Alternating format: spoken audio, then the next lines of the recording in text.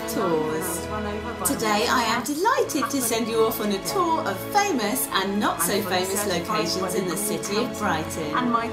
For your listening pleasure, I urge you not to be run over by cars, or robbed, or busked at, although those can be two in the same. Please follow the map included and read the instructions. And beware the seagulls. Come into contact with the before life. Just when you're happily decomposing or spring cleaning your grave in the spooky light of day, you may hear a voice or feel the awful warm fingers of a living person on your bones.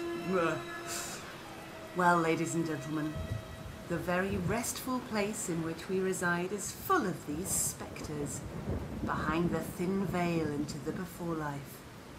And sometimes, on a particular date, in particular weather, or if the conditions are just right, you may just see the living!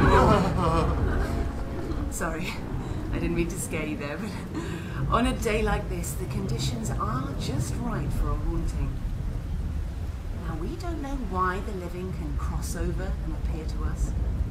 Perhaps they're unhappy with their miserable jobs. Perhaps they're stuck in a relationship they hate. Or perhaps they've just forgotten to breathe for too long. Now, it is said that children naturally see through the veil between worlds. Only the other day, on this very tour, the headless corpse of Nanny May was scared witless by the sight of a happy small child. It is another one of these horrible living that is said to frequent St. Nicholas churchyard, and you may be lucky, or should I say unlucky, enough to meet today. Little Tommy Green. It all started in the year 2004, when the dead pastor of the church was walking down the path, having a bit of a whistle and minding his own business. He thought he heard something, a sort of chatter. The words, "ice cream." But on turning to face back down the path, there was nothing. He carried on, but after a few steps, there it was again, ice cream. And there was no one to be seen. Another witness, unaware of the pastor's experiences, was to walk along the path on a Friday evening.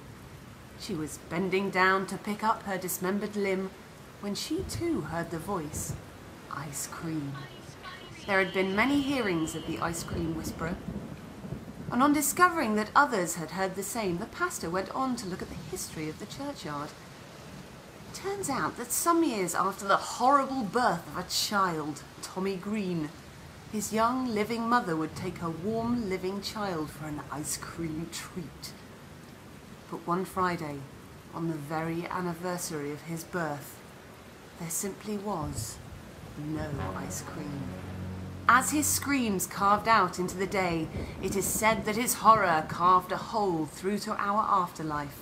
And now, if you're alone on the church path, and you listen carefully on a bright, awful summer's day, you can hear little Tommy Green shouting, "Ice cream!" Today we're lucky enough to have a psychic on the tour. Are you picking anything up from the world of the living, Simon? Yes. Oh, it's warm. Oh, there is a feeling of terror and distress. It's 2009, a miserable time when people can only communicate at a distance with things called Twitter, texting and semaphore. I see a man, he's eating chips. His name is Dave. He is stuck in the world of the living. He is trapped by the need to prepare a financial report after lunch. I think he wants to come through. Oh, oh, oh, oh. Oh, I don't know why bother. Only 15 minutes for lunch today. And what a crappy office chair. Doesn't even swivel properly. I'll miss Doctor Who later, and Kelly will want to go out for pizza and I'll want Chinese. Oh, no. Mum wants to visit. I'll have to talk to her about Dad's vasectomy. Oh, that reminds me, Julia hates secondary school. The microwave doesn't work. I'll have to call the landlady. I've really gone off donuts. That new series of Red Dwarf was rubbish. Oh, God. Out of my body now. Oh, the horror. Oh, the horror. Oh. Thank you, Simon. Are you okay? Okay, then let's go on with the next spooky tale of the undead. On a terrible, bright spring day, you may be an unfortunate enough lost soul to hear the banshee wail of what some refer to as the gardener. This unquiet phantom is alleged to move forlornly among our home, constantly collecting the fallen debris of its kind, striving to put right what others of its kind may have sullied or ruined.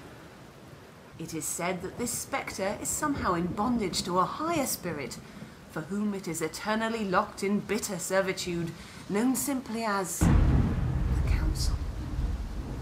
In its wake, when the time is right, it is said that the smell of fresh cut grass can be seen, and the machine sound of his tools shrill eerily into our little land. One thing is for certain, however. If you hear the words effing kids, or kids, look at the bloody state of that, look at the bloody state of that, you can be sure you may be in the presence of the Polter Gardener.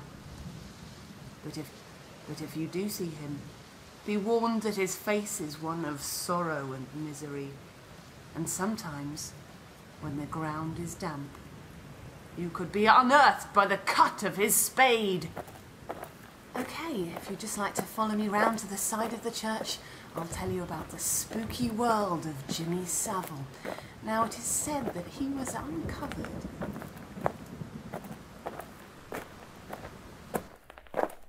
Hello? Hello, wakey, wakey.